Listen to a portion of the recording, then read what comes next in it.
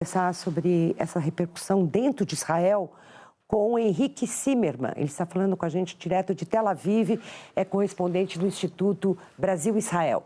O Léo Arcoverde também participa da entrevista. Muito bom dia, Henrique, muito obrigada pela sua presença aqui no Em Ponto. Pergunto como isso está repercutindo dentro do país. É evidente que há um temor enorme agora com uma possível retaliação dos reféns, ainda em posse do Hamas em Palestina. Ismail Haniyeh era a cara do Hamas, né? Quer dizer, o mundo conhece o Hamas através do rosto e das declarações de Ismail. Mesmo que ele não atue diretamente na política interna do Hamas, é nele que se pensa quando se fala em Hamas, né? Exatamente, Mónica, bom dia. Eu tive a possibilidade de encontrar-me com Ismail Haniyeh mais de uma dezena de vezes em Gaza e no Catar, conhecia-o bem, e eu sei que, lembro-me que ele era o braço direito do líder fundador do Hamas, Ahmed Yassin. Lembro-me que em dezenas de vezes que eu estive em Gaza, na casa do líder fundador do Hamas, ele estava lá e ele parou entrevistas em momentos em que vinham homens do Hamas que iam fazer um atentado em Israel e antes iam receber a bênção do líder, e ele pedia-me, por favor, Henrique, espera um momento, e parávamos a entrevista com o líder. E ele foi um dos homens que esteve por detrás do massacre de 7 de outubro, que, como sabes, Mónica, é visto aqui em Israel como o evento mais sangrento da história de Israel, até mesmo, diria eu, do princípio, desde 1882, quando começa, digamos, os preparativos, as primeiras imigrações da Europa para Israel, que levam depois à criação do Estado várias décadas depois. Ismail Haniyeh apoiou o massacre de 7 de outubro e desde esse momento Israel disse que ele, conjuntamente com outros líderes do Hamas, seriam perseguidos a partir daí. O que nós vemos agora, Mónica, é que se abriu uma caixa de Pandora gigantesca como resultado desse evento que teve lugar no sul de Israel, a morte de 1.200 israelenses queimados vivos, violados, decapitados. Realmente eu estive lá várias vezes, tivemos a oportunidade de fazer matérias também aqui na Globo News, e realmente o que eu vi lá, eu não vi em quase 30 anos de carreira como correspondente nesta região castigada do mundo. E é por isso que neste momento Israel ontem tomou duas decisões bastante drásticas para tentar, sobretudo, mandar uma mensagem a quem está por detrás de tudo isto, porque o Hamas é um proxy, é um braço do Irã, igual que o Hezbollah no Líbano ou igual que os Houthis no Iêmen, mas quem manda está em Teherã. E é de lá que partem as ordens, é de lá que foi participado, que foi preparado e financiado o massacre de 7 de outubro, e é por isso que Israel ontem fez duas coisas. Às 19h40, locais do Líbano, aviões israelenses entraram no coração de Beirute, no bairro do Hezbollah, e mataram com um míssil exato, preciso, Fouad Shukuru, o número 2 do Hezbollah, que foi quem no sábado matou 12 crianças druzas com um foguete lançado sobre um campo de futebol numa aldeia drusa nos Montes Golã.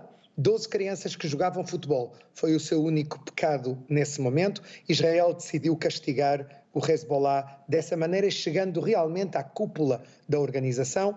E 6 horas depois, às 2 da manhã, Ismail Haniyeh, este líder do Hamas, que era o braço direito do fundador do Hamas, foi primeiro-ministro, estava em Teherã, ele vivia normalmente no Catar.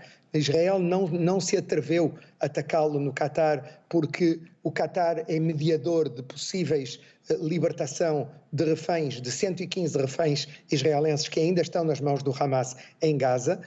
E então, a partir de tudo isto, ele veio para a tomada de posse do novo presidente iraniano, chegou a Teherã e um míssil foi lançado desde outro país, Mónica, não dentro do Irã. Um país vizinho.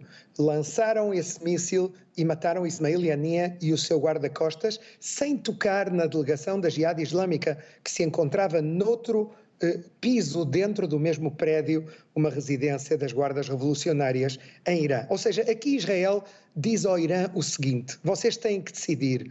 Eu acho que é uma espécie de aposta calculada feita pelo primeiro-ministro israelense e pelo ministro da Defesa, que passaram a noite a propósito no Ministério da Defesa, esperando possíveis reações e querem obrigar o líder supremo do Irã a decidir ou tranquilizam os seus proxies, os seus aliados, neste caso o Hezbollah no Líbano, o Hamas em Gaza e os Houthis no Iémen, e põe fim a esta guerra de desgaste que vivemos há 10 meses, que é a guerra já mais longa da história de Israel, está mesmo a ultrapassar a guerra de independência de 1948, ou param esta guerra, ou então vai haver uma guerra aberta e direta entre Israel e o Irã, talvez também com a participação dos Estados Unidos. Mónica, nas últimas horas os Estados Unidos não só aproximaram o seu porta-aviões Eisenhower, que está no Mediterrâneo, em frente às costas do Líbano, senão também barcos de guerra e submarinos nucleares que estão no Mediterrâneo, de alguma maneira com um objetivo: dissuadir o Irã e dizer cuidado com o que vocês fazem na represália contra Israel. Estamos a ver aqui que, como resultado de 7 de outubro, abriu-se uma caixa de Pandora da qual estão a sair tantas coisas negativas para a região, e estão a criar duas coalizões internacionais, uma chefiada pelos Estados Unidos, alguns países ocidentais e até mesmo alguns países do mundo árabe, e pelo outro lado a coalizão chefiada pela Rússia e a China, que inclui o Irã e também provavelmente a Coreia do Norte. É uma situação perigosa, é uma situação tensa, mas a pergunta é realmente o que é que vai acontecer nas próximas horas. Aqui onde eu me encontro, em Tel Aviv, há uma espécie, a vida continua com normalidade, mas a população está à espera de um possível ataque por parte de alguns dos proxies do Irã ou até mesmo do Irã, como aconteceu no dia 14 de abril. Em qualquer caso, quem está em total estado de alerta são as forças de segurança e o exército de Israel. Henrique, bom dia, Léo Arcoverde aqui, prazer conversar contigo mais uma vez. Eu queria te ouvir sobre a situação dos reféns, né? Temos dezenas de israelenses ainda na faixa de Gaza, mais de 100. Que consequências pode ter? Porque, claro, o governo Netanyahu deve capitalizar politicamente, internamente, a baixa de alguém importante, de um terrorista importante, para os ataques de 7 de outubro, mas como pode ficar agora, daqui para frente, a situação dos reféns lá em Gaza, pela sua avaliação? Leo, é complicado. Eu acho que depois das negociações de Roma, há poucos dias, eu estive em Roma com o Papa Francisco, que está a fazer grandes esforços também no tema dos reféns há poucos dias, e depois vi realmente as negociações. Nós vemos pessoas como o chefe da CIA, William Burns, que praticamente vive no Oriente Médio nos últimos meses para tentar participar nestas negociações conjuntamente com o primeiro-ministro do Qatar, por outro lado com o chefe de inteligência Abbas Kamel do Egito e com o chefe do Mossad, dos serviços secretos israelenses, Dadi Barnea, e também o chefe do Shin Bet, os serviços secretos internos.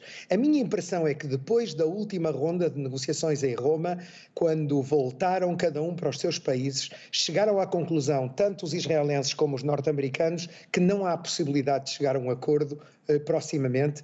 A minha impressão é que o próprio Ismail Haniyeh, que estava no Qatar e depois foi a Teherã, e por outro lado Yahya Sinwar, que é o homem que dirige realmente as operações em Gaza desde os túneis e que está rodeado de reféns, que são uma espécie de seguro de vida para ele. Leo, não há muitos reféns vivos. Eu temo que a realidade seja bem diferente dos números oficiais. Dos 115 reféns que há em Gaza, os números oficiais são aproximadamente que a metade estão vivos e a metade já estão mortos. Mas eu acredito que, infelizmente, os que estão vivos são menos e não quero nem pensar em que situação estão. São poucas dezenas de pessoas que ainda estão vivas e conforme passa o tempo, no fundo, há um perigo de que haja menos pessoas vivas, menos reféns vivos. Eu penso que o governo de Israel e, sobretudo, o exército e as forças de segurança, talvez apoiados pelo próprio chefe da CIA, William Burns, que tem aqui um papel importante dentro de tudo isto, chegaram à conclusão que neste momento, sem que haja alguma coisa drástica que aconteça nos próximos dias, é muito difícil que Yahya Sinwar aceite libertar os reféns. A operação em Gaza está-se a reduzir, há menos soldados israelenses em Gaza, há muitos que estão a ser transportados de Gaza para o Líbano, para a fronteira do Líbano, devido a que Israel está numa situação de alerta e teme uma resposta do Líbano de mísseis que possa provocar uma invasão terrestre israelense no Líbano.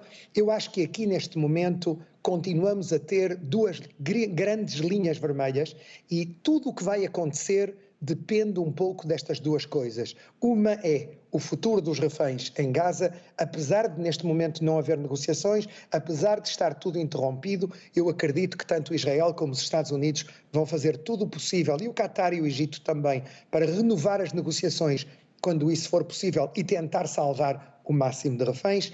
E no norte, a linha vermelha e o que está a provocar tudo o que acontece neste momento entre Israel e o Hezbollah é o facto de que no dia seguinte do massacre de 7 de outubro, no dia 8 de outubro, 80 mil israelenses abandonaram as suas povoações fronteiriças. Eu estive lá no outro dia. Ainda hoje, quando tu estás naquelas povoações que agora são cidades desertas e olhas para o outro lado no Líbano, vês a 15, 20, 25 metros, 50 metros, bandeiras do Hezbollah. Eles dizem, nós não estamos dispostos a viver aqui tendo o Hezbollah do outro lado, é preciso respeitar a resolução 1701 das Nações Unidas de 2006, do fim da outra guerra entre Israel e o Hezbollah, que indica que o Hezbollah tem que estar ao norte do rio Litani, a 20 quilómetros da fronteira. Isso é o que Israel exige e para o conseguir estava a tentar meios diplomáticos através do enviado do presidente Biden, Amos Hochstein. Não se conseguiu, então agora há esta nova situação na qual Israel ataca o número 2 do Hezbollah e diz, se vocês não cumprirem esta resolução e se afastarem da fronteira para permitir a volta da população israelense às suas povoações e que sejam reconstruídas, nós vamos ter que resolver ou de forma diplomática ou de forma bélica. Esperemos que não seja necessária uma guerra para chegar a esta solução, que é a melhor no fundo, mas por detrás de tudo isto está o Irã. E Israel aponta hoje ao Irã como fez quando matou Ismail Haniyeh no coração de Beirute, numa residência oficial das guardas revolucionárias iranianas, repito, com um míssil lançado desde fora do Irã, num dos países vizinhos do Irã, do qual Israel pôde atacar e chegar à capital do Irã. Henrique Zimmermann, muito obrigada pela sua participação aqui no Em Ponto e por todas as informações que você traz para a gente, acrescentando aí mais preocupação, mais drama, ao que já era trágico. Muito bom dia para você, na medida do possível. Até